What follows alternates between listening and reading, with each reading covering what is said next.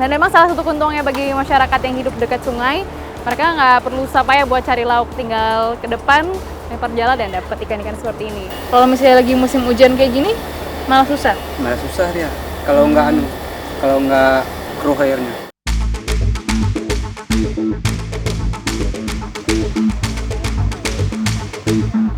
Hari ini Dani dan beberapa temannya tengah mempersiapkan jala di perahu mereka.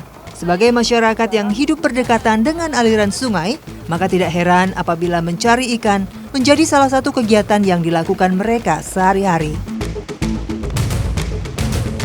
Kami menyusuri sungai ke arah hulu.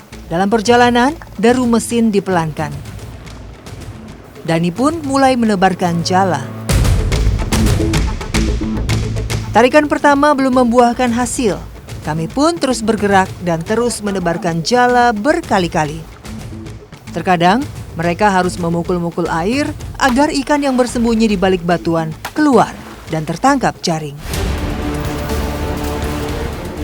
Sayangnya berkali-kali dilempar, berkali-kali pula jala ditarik dalam kondisi kosong. Kami akhirnya menepi.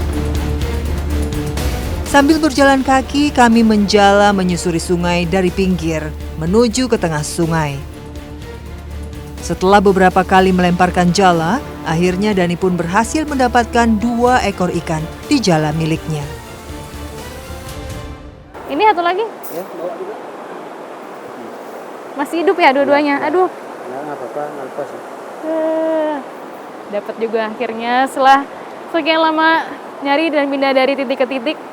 Dan memang salah satu keuntungannya bagi masyarakat yang hidup dekat sungai, mereka nggak perlu susah payah buat cari lauk, tinggal ke depan, lempar jala dan dapat ikan-ikan seperti ini. Kalau hasilnya lebih bahkan bisa dijual ya Bang ya?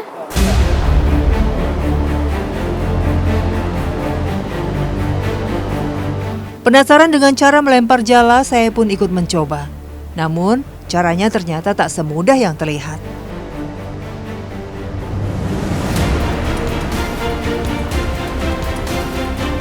Kalau misalnya abang-abang ini sih kelihatannya mudah ya, tapi ternyata perlu tenaga karena jaringnya sendiri juga berat. Makanya nggak heran jarang ibu-ibu yang mancing pakai jala ya, karena perlu kekuatan fisik juga. Walaupun ada ibu-ibu yang mancing paling pakai pancingan ya di pinggir-pinggir, nggak pakai jala begini. Meski air mengalir deras, ternyata tidak menjamin adanya ikan yang melimpah setiap saat.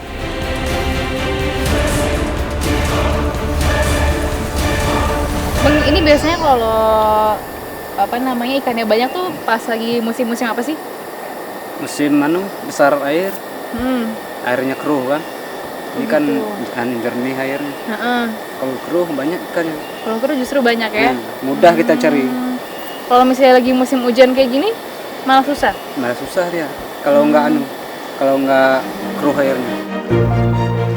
Akhirnya kami memutuskan untuk kembali ke desa dengan hasil seadanya. Di tengah pertumbuhan zaman yang begitu pesat, warga di pelosok Aceh Selatan ini harus menjalani hidup dengan cara yang masih sangat tradisional. Jauh dari jangkauan pemerintah, jauh pula dari kata modern.